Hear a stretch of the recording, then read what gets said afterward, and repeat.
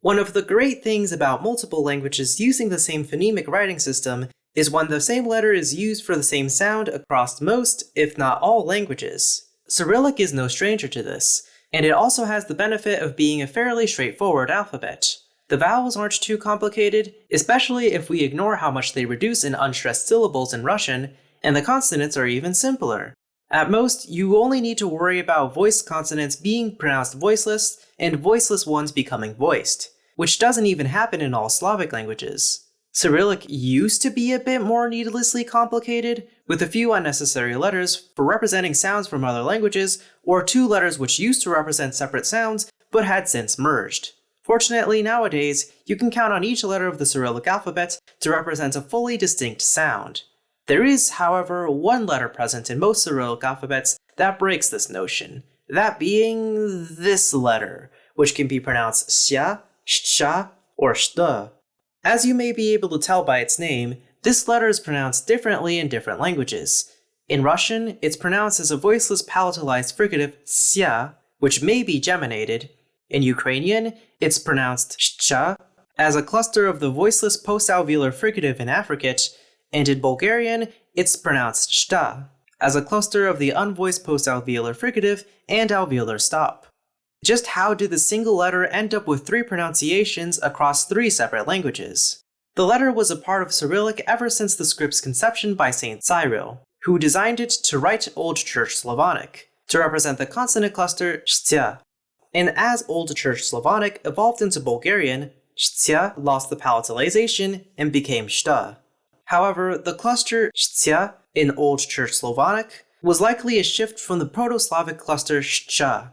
And when both Ukrainian and Russian adopted the Cyrillic alphabet a whole millennium ago, they were still pronouncing it this way, and chose to represent the cluster with shcha.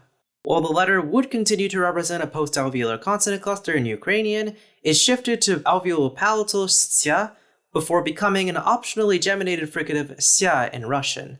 You may wonder why there would be a letter made for a consonant cluster that isn't exactly a phoneme. This is a result of earlier societies without an understanding of linguistics or what is or isn't a phoneme, misinterpreting common sequences of sounds as phonemes that should get their own letters. This happened in Greek with the letters psi and xi, and in Latin with the letter x. Plus, with the way the letter is used in Russian today, it can very much be thought of as its own phoneme, the palatalized fricative xia. Hence why it survived after rounds and rounds of spelling reforms which removed other letters. There were also various changes in spelling in both Ukrainian and Bulgarian during the 19th and 20th centuries, and while they could have started spelling it as a consonant cluster, as is done in Belarusian with shcha and in Macedonian with shta, shta or shta still remain in use for Ukrainian and Bulgarian to this day. It's also worth noting that because of the letter's use in modern Russian, many other languages of Russia and the former Soviet Union that adopted the Cyrillic alphabet also use the letter, either for their own native sounds, or in many cases, specifically for Russian loanwords. These languages include Abaza, Adigre, Agul, Alutor, Archi, Avar, Bashkir, Buryat, Chukchi, Chuvash, Dargwa, Dungan, Even, Evenki, Ingush, Itelmen, Kabardian, Kalmyk, Kazakh, Khakas, Kyrgyz, Lezgi, Mari, Mongolian, Nikh, Northern Masi, Ossetian, Southern Altai, Tabasaran, Tatar, Crimean Tatar, Tundra Nenets, Tuvan, Udmurt, and Yakut. Regardless, xia is actually one of the least common letters in almost all of the languages it's used in. It only appears in 0.3% of Russian words, where it's the 4th least commonly used letter overall. It's used in 0.32% of words in Ukrainian, where it's the 2nd least common. And again, most minority languages use the letter once in a blue moon for certain Russian loans. Bulgarian seems to be the slight exception, where it's used in 0.52% of words, and is only the 6th least often used. It's even twice as common as plain sha.